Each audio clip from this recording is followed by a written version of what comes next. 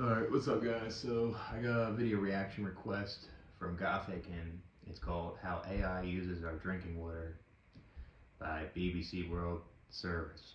So let's see what this is about. 15th of a teaspoon. That's how much water the average single interaction with ChatGPT uses, according to Sam Altman. Damn, a teaspoon of water, that's how much AI uses? OpenAI. So if you type, "Can you help me solve this maths problem?" that's a drop. Or, "Can I put lime instead of lemon?" So I guess if you ask it a question, it's using that much of it energy, using a teaspoon of water. This recipe, Damn. that's a drop. Or, "Why is the sky blue? Help me write this email. Help me improve my website code." Every drip of water, Mr. basically. Altman claims there are 1 billion messages sent to ChatGPT every day. And ChatGPT is just one AI bot. Chuck in Gemini, DeepSeek, Claude, and others. It's clear that the AI revolution is a thirsty one. Yeah, AI likes to Striking drink. though it is, some experts are more than a little skeptical of Sam Altman's estimate on water usage.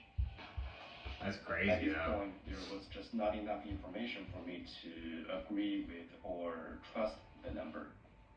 Their number was perhaps referring to some tiny models. We're considering a medium-sized large language model. Yeah, it's getting crazier and crazier, man, with AI. The size of GPT-3.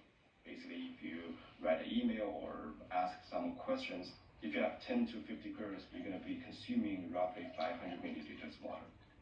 This calculation includes water used in cooling and electricity generation. The BBC asked OpenAI for more details about Sam Altman's estimate, but the company declined.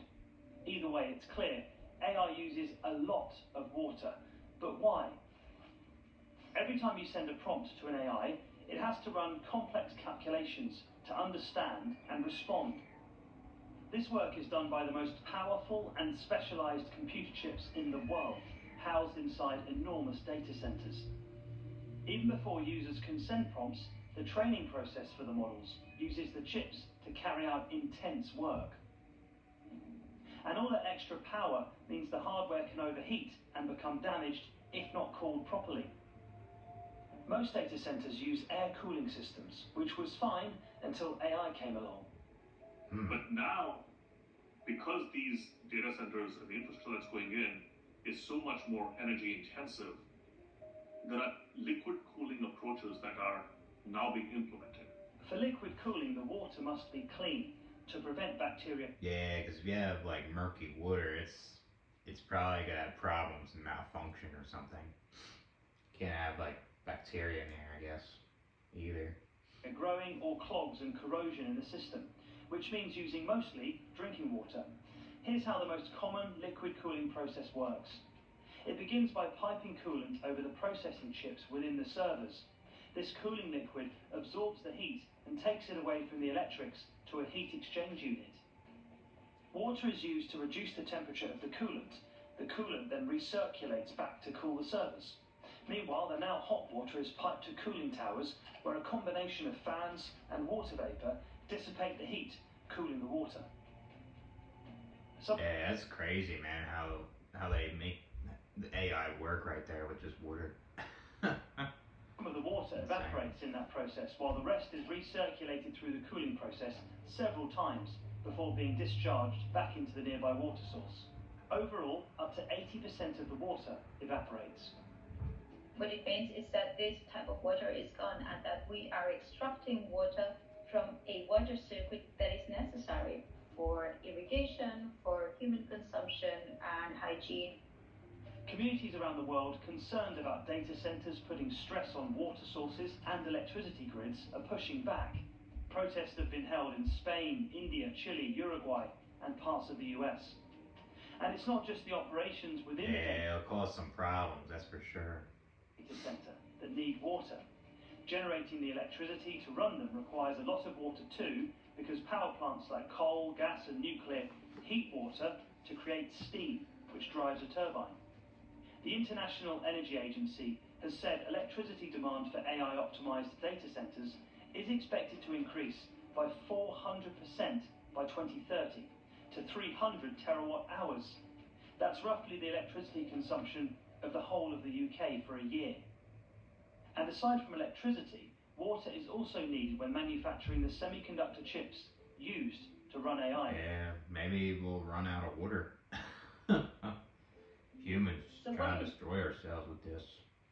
Both directly and indirectly in the whole supply and creation chain of AI technologies.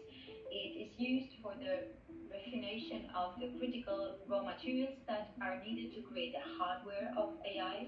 Getting accurate figures on how much water it takes to build AI systems and run them is difficult. Google, Meta and Microsoft release annual figures showing that their data centers use billions of litres of water every year from local sources, but none of them indicate how much of it is due to AI.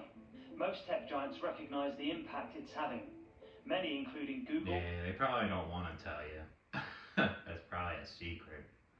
Microsoft and Meta have pledged to be water neutral by 2030. We hope that can happen, that there is a long way to go to get to those kind of numbers. Part of what we hope to see is across the industry a range of innovations that allow us to maybe minimize the use of water. Companies are trialling, for example, ways to cool data centers without evaporating any water at all, and to use the heat that's generated to warm homes. There are also experiments to move data centers away from communities entirely, under the sea, to the Arctic, or even off the planet. Can we actually put capacity out in space? It's very, very early stage, so we're That would be crazy. Humans are trying to do the impossible now. Can we launch satellites that can I guess it's worth trying, I guess. at least do some more backup-oriented or other-oriented tasks? Though skeptics point to the many hurdles that need to be overcome, there is optimism too, about a more sustainable future. Let's remember that Gen AI capability is still very, very young. It's moved exponentially fast, but as an industry and as a use, it is still young. Ideally, we can learn together as a society and as a world society, how do we minimize, again, the use of water and energy? Because this is all... Yeah, I mean, it's kind of hard to do. It seems like it relies on a lot of water, so it's probably, you're probably gonna like run out of it. That's likely. AI is gonna be used a lot in the future, that's for sure. A world resource when we talk about water.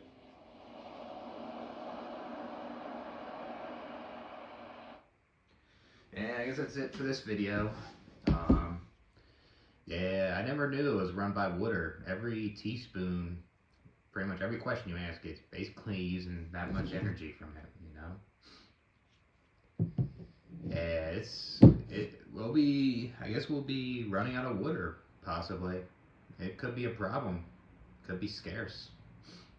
But yeah, it's a good video, Gabi. Thanks for giving me this to watch. See you guys later.